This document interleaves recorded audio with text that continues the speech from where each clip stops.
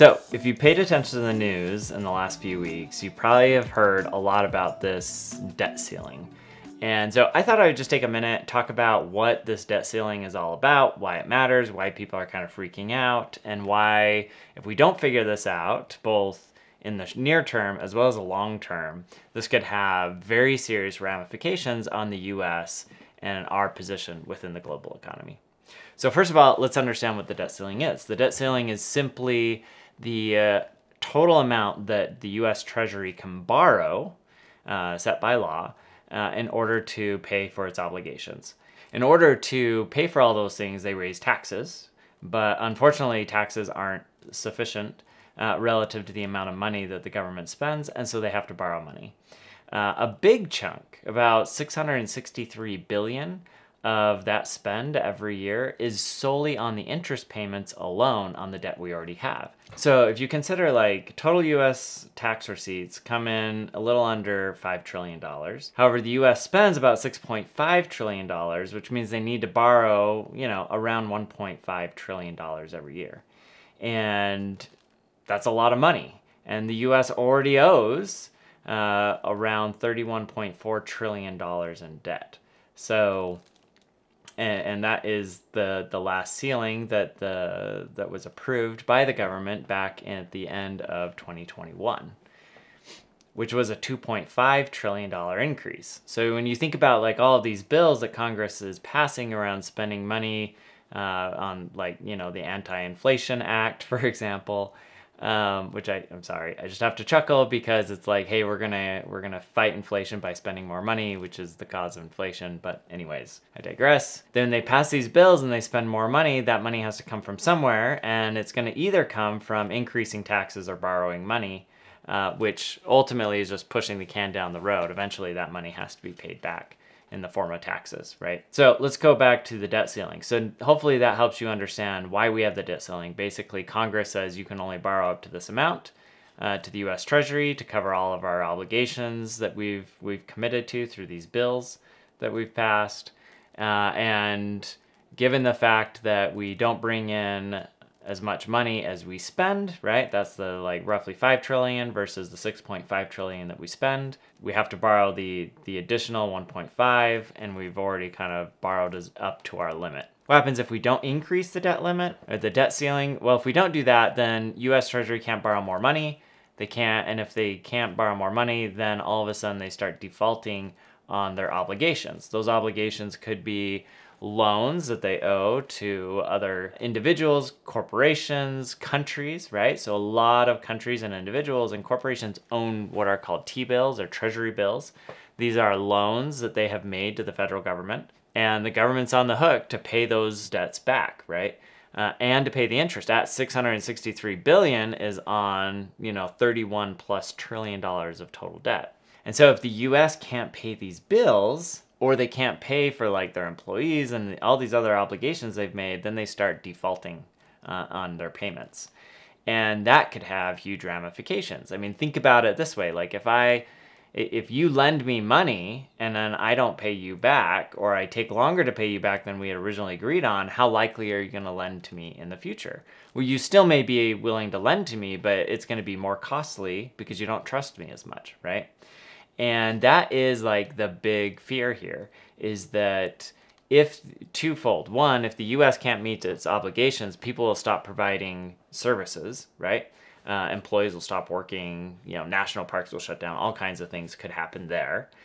But the other thing is that the cost of borrowing that money could go up, and that could have very serious ramifications on our ability to do all sorts of things.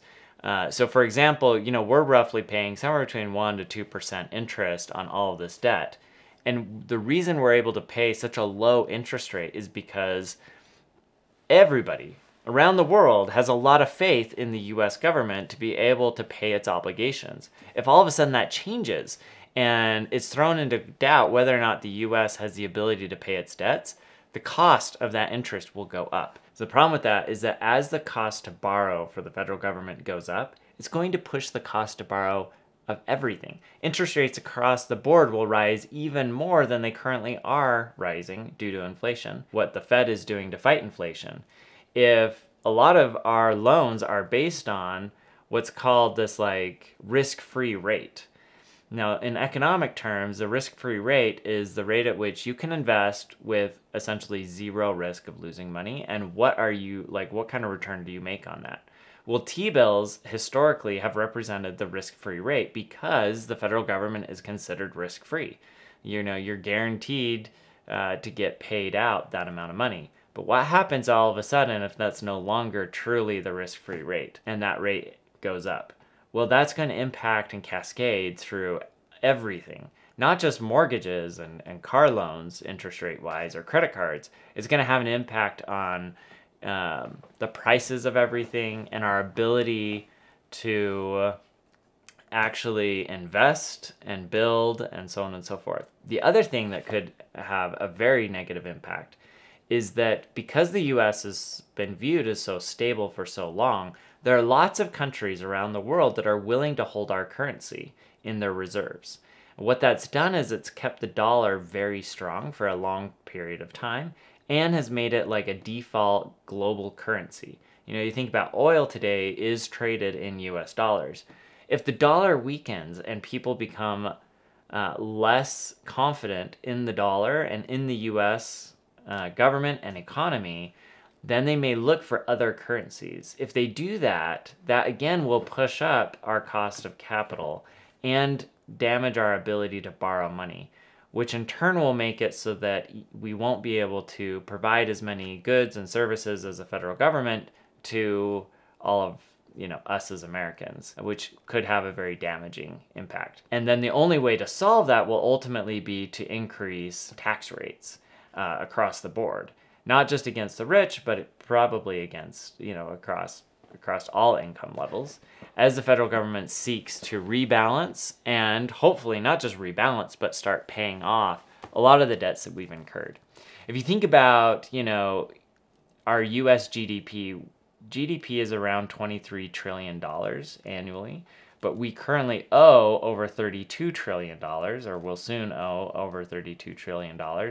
So we're borrowing more than we produce. This would be like saying, let's say, $200,000 in credit card debt, but I only generate $100,000 of annual income. It's going to be really hard for me to pay that off. Now, you might look at that and say, well, look, I own a house that's worth, $1 million, even though I only make $100,000. That's 10 times. The difference, though, is that these loans are not amortized over 30 years like a mortgage, and they're not asset-backed. They're backed by the cash flows of the federal government. And so the credit card comparison is actually a better one because credit cards are backed by your personal cash flows, not by some assets that you own. So you can't truly compare like a house or an auto loan from a debt income perspective to the federal government because it's not based on those assets. It's really based on the tax revenue that comes in to the federal government, just like a credit card is based on your income. So if you think about that, how challenging would that be if you, had 2 times the level of credit card debt to your income? It would be really challenging to pay that off, right? You'd have to make significant sacrifices in your standard of living in order to finally get that paid off. And eventually the interest alone could get to the point where it's like unsustainable in order to survive off your $100,000 and pay the interest. And that is the ultimate challenge that the federal government is kind of facing, is in the long term, if we don't get this under control, it could really diminish our standing in the global economy and thereby increase the cost of pretty much everything. And that's one of the benefits that we've really enjoyed for the last, since really World War II, is that our cost of capital compared to other countries is extremely low, which has allowed us to do a lot of innovative things. It's kept the cost of our products really low. It's allowed us to have massive trade imbalances with other countries. And all of that could go away if we don't figure this out in the long run, and could start being seriously damaged in the near term if Congress can't get the debt ceiling raised in time. Now, I think in all likelihood that Congress will increase the debt ceiling because the ramifications of not doing it are just so damaging, both economically and ultimately politically, that they will. But it is making me nervous, just like everybody else. The clock is ticking, they're running out of time, and if we don't stop playing this game of chicken, the people that could be the most injured are the US citizens like you and me.